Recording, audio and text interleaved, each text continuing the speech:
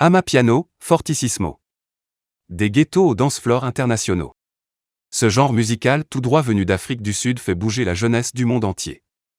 Un phénomène qui décloisonne les styles et les frontières dans un élan panafricain. Piano, piano. Ces 3 syllabes résonnent tel un slogan au point fort d'Aubervilliers. C'est dans cette commune de Seine-Saint-Denis, en banlieue parisienne, que se tient la 2e édition du Pépélé Festival, premier événement consacré à l'amapiano dans la capitale. Mais l'heure n'est pas vraiment à la fête. La ville est en surchauffe depuis quelques jours, des tirs de mortier retentissent sur l'avenue de la Division Leclerc et la colère des habitants se fait entendre à la suite de la mort de Naël, un adolescent de 17 ans tué 3 jours plus tôt par un tir policier, lors d'un contrôle. Sur ordre de la préfecture de police, le premier jour de l'événement a dû être annulé. Pas de quoi décourager les organisateurs, qui ont lancé les festivités 24 heures plus tard, le 1er juillet. Une fois à l'intérieur du site de 36 hectares, changement d'ambiance et de décor. Les quelques 4000 festivaliers, sourire aux lèvres, se sont donné rendez-vous dans la joie et la bonne humeur, laissant derrière eux l'agitation extérieure, guidée par un maître mot, amapiano.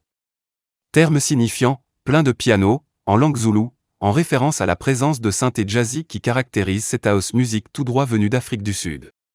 Un mouvement qui rassemble. Dans la friche industrielle entourée de barres d'immeubles, des panneaux argentés accueillent un défilé de looks colorés et parfaitement étudiés. Le crop top est de rigueur, le baggy fait son grand retour, la chemise à fleurs habille un Marcel blanc déjà décoré de chaînes clinquantes, des baskets XXL et des sandales à plateforme finissent de parfaire les silhouettes dignes de l'Afro-Nation et du carnaval de Notting Hill. Des guirlandes lumineuses égayent le préau où s'élèvent déjà, au beau milieu de cet après-midi d'été ensoleillé, les lignes de basse percussives. Inclusif et bienveillant, 2 termes devenus l'apanage des organisateurs de festivals pour assurer la sécurité des visiteurs. Et qui semblent avoir contaminé naturellement le site de Pépélé, le métamorphosant en safe space, le temps d'un week-end. L'amapiano, c'est le vivre ensemble, un moment collectif, de communion, assure Nadim Maklouf, 38 ans, à l'initiative de l'événement. Une scène dépolitisée mais qui rassemble, où les femmes ont toute leur place. Sur la scène extérieure, des danseuses en micro-short ambiancent déjà la foule. Les danses afro-urbaines, faisant la part belle aux jeux de jambes, aux mouvements frénétiques et syncopés, fusionnent avec des pas de hip-hop et de booty shake. Sur la grande scène, Kamo Mfela, 23 ans, une Sud-Africaine originaire de Soweto qui s'est fait connaître grâce à ses vidéos de danse virales publiées sur TikTok, chante et danse énergiquement au rythme des boucles hypnotiques. En crescendo sur les réseaux sociaux. Pretoria, Alexandrie, Soweto. Difficile de déterminer à quelle région revient la paternité du mouvement. Une chose est sûre, il vient des communautés marginalisées. Ça s'entend dans les thématiques des morceaux, où s'expriment les déboires et les difficultés de la vie, remarque Diou, DJ parisien et tête pensante du collectif Dawa. Mais l'idée, c'est de ne pas insister dessus, ce qui rend la musique ludique. Il est tout aussi impossible de dater la naissance du genre, même si certains la fixent à 2012. Mais l'on peut plus facilement estimer son ascension. Le phénomène amapiano est allé crescendo, jusqu'à exploser en 2020 grâce aux réseaux sociaux. Les producteurs ont commencé à créer et publier des sons sur Internet pendant le confinement, puis, quand on a commencé à sortir de la pandémie de Covid-19, de nouveaux dance-floors consacrés à ce genre sont nés et ont vraiment conquis le public, qui avait envie de danser après cette période difficile, se souvient Nadim.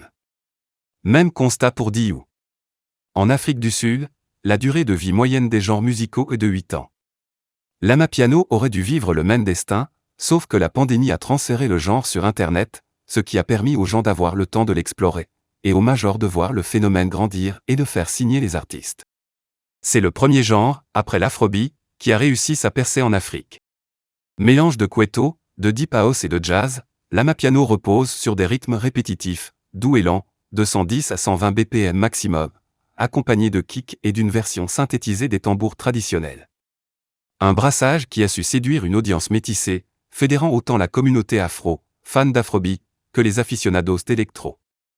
Dans les fêtes amapiano, le public se tourne vers le DJ, comme dans les soirées techno. La scène d'Ibiza n'a plus le monopole. L'amapiano s'inscrit clairement dans le son électro, mais on l'associe à la musique urbaine, décortique Nadim, également fondateur du studio d'événements Casabay. Même son de cloche du côté de Brave, DJ français installé depuis 12 ans au Ghana. C'est un son qu'on peut facilement retrouver à Berlin. Mais c'est aussi le premier genre, après l'afrobeat, qui a réussi à percer en Afrique, sur tout le continent. Par exemple, les musiques étrangères ont beaucoup de peine à pénétrer au Ghana. Je pensais que l'Afro House allait trouver son public, mais il a fallu attendre l'Amapiano pour que ça prenne, observe le créateur du label Aquaaba, venu mixer à la Cité Fertile, à Pantin, pour l'Amapiano Sunset Festival, organisé par le collectif Dawa. Une réussite qui s'explique, selon Benjamin Lebrave, de son vrai nom, par la qualité des productions. On se souvient de l'engouement qu'il y avait eu autour de la G-Com, genre également affilié à la house sud-africaine. Et pourtant, le succès n'a été que furtif et relatif. Les sons ont été trop bricolés, en réaction à la culture mainstream, sans vocaux, et échangés via des fichiers WhatsApp par des gamins.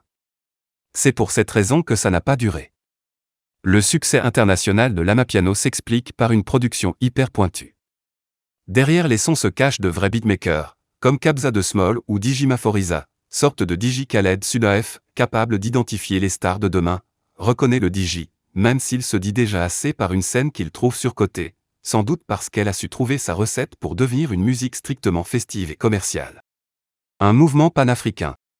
Foka, we want to party, Foka, on veut faire la fête, hurle le public de Pépélé devant Focalistic, 27 ans, l'un des nouveaux chefs de file de l'Amapiano, qui pousse volontiers la chansonnette.